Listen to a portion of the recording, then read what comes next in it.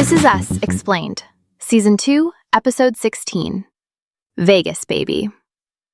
2 timelines this week, and they rhyme. In the flashbacks, Jack and Rebecca across a decade of anniversaries, negotiating the gap between grand gestures and quiet presence. In the present, Las Vegas, split bachelor and bachelorette parties for Kate and Toby, and a family that is better at showing up for each other than they always realize. The weekend forces Kate, Toby, Kevin, Randall, and Beth each to surface something they have been sitting on for a long time. 2 timelines running in parallel. Present. Kate and Toby hold split parties in Las Vegas. Threaded throughout, anniversary flashbacks. Jack and Rebecca across several years. Building toward a question about what a grand gesture actually means, and whether it's even the point. Those flashbacks show a consistent gap. His gestures always outscale hers. Eventually, Rebecca asks for one low-key year. No gifts, no guilt. The kids overhear and decide to fill the gap themselves. Right, they attempt a big anniversary dinner that collapses when Jack forgets the oven. Young Kevin breaks down. Sophie's parents just split up, and the failed dinner felt like a sign his family is next. The kids pivot to a rooftop meteor shower, and Jack tells Rebecca she's what he notices every single day. Exactly. That's the episode's thesis, and the present-day story spends the rest testing it. Las Vegas. Kate's bachelorette has Madison organizing. Beth gets pulled on stage at the stripper show. Toby's bachelor party has Kevin and Randall, plus men he recruited from work, because his real brother declined before Toby finished asking. That wound runs deep. Toby was 16 when his little brother stopped wanting time with him after years of devotion. When he tells Kevin and Randall he wants 2 new brothers, that's years of something unsaid finally getting a name. When was the last time he could say that to anyone? Kevin is running his own private test. 50 Vegas trips, every one of them drunk, now on soda water.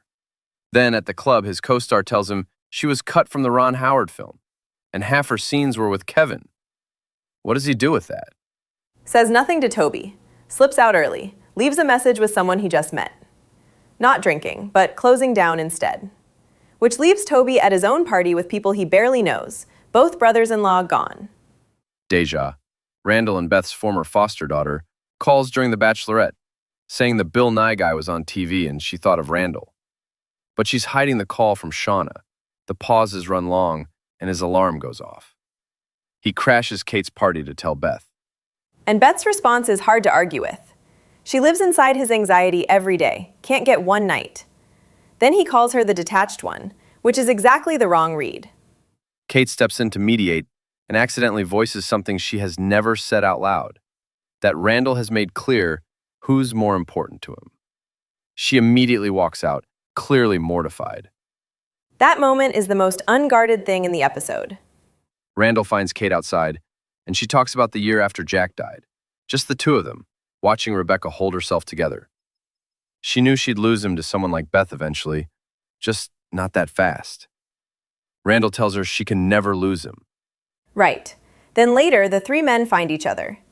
Toby confesses he paid to fly strangers out. He walks Kevin through an actor who was cut from a classic film and became a legend 4 years later, and tells Randall that if Randall Pearson is beating himself up, the world has a problem. Kevin calls Ron Howard and leads with confidence. Wrong to cut him. The film is special. Ron stops him. Kevin wasn't cut. The romance was trimmed, but the father-son work is the movie. Some of Ron's best. He tells Kevin to think about buying a tuxedo. Awards season. In 4 words. What freed Kevin to make that call was Toby. Not Randall trying to cheer him up, but Toby's honest confession about his own brother. That vulnerability unlocks something pure reassurance couldn't reach.